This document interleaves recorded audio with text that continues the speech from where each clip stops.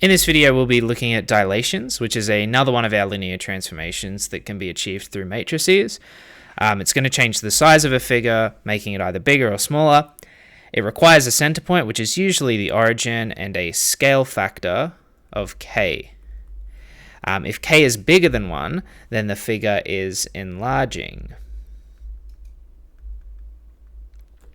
And if k is between 0 and 1, the figure is reducing. If k is negative, that is to say less than 0, then the image ends up being mapped past the point of origin through to the other side. So it's in the opposite direction, and you can see here b down the bottom here ends up the top because it has to go through that point in the origin. So there's also kind of a flipping where the bottom becomes the top, but the center stays itself. The dilation d is denoted by the matrix capital D subscript k comma x, which is saying moves in the x direction with a dilation factor of k. So the dilation matrix of the points 1 and 0, 1 under the dilation d of x is given by capital D k comma x a 0, 0, 1. So if we multiply x and y by that, we're going to get a times x, in our case it's k times x, and y will stay the same. So the coordinate is mapped k times 1 unit away from the anchor line. Dilation parallel to the x-axis can be thought of as pulling the plane away from the fixed point or anchor line, in this case the y-axis. Dilation parallel to the y-axis then is going to be very similar, but instead of the k being in our first row, it's in our second row. So 1, 0, 0, k.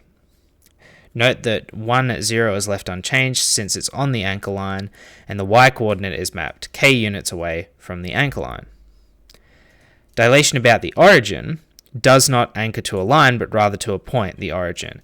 The diagram at right shows the stretch that results in both x and y coordinates being mapped a dilation factor of k from the origin. Therefore, if the original point is on that origin, it will be mapped onto itself.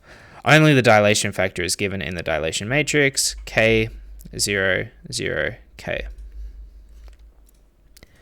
A dilation parallel to the x-axis with a factor of k and parallel to the y-axis with a factor a and factor b is going to be represented as d of ab is equal to a0, 0, b.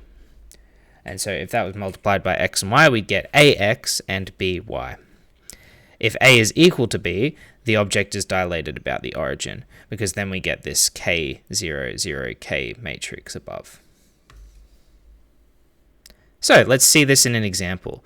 Joe has fenced a rectangular vegetable patch with fence posts 0, 0, 3, 0, 3, 4, and 0, 4.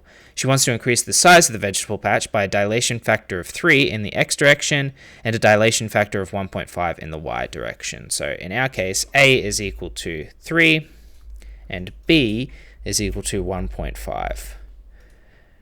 So if we were then to create our dilation matrix, a comma b, that's going to be d of 3 comma 1.5, which is going to be equal to 3, 0, 0, 1.5. So now we have to map all our points. 0, 0 is going to get mapped to itself. That's going to give us 0, 0 still. So that's point A. Point B is going to become 9, 0, because we've got 3 times 3 is 9, and then 0 times 1.5 is 0. Then point C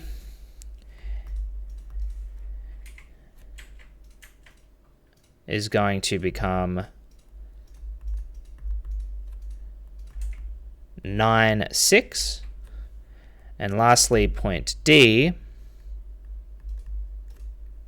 is going to become 0, 6. So those fence posts would be relocated to those points, and we can see we're getting 3 times bigger in the x direction and 1.5 times bigger in the y direction, as intended. That's all for this video. Thank you very much for watching.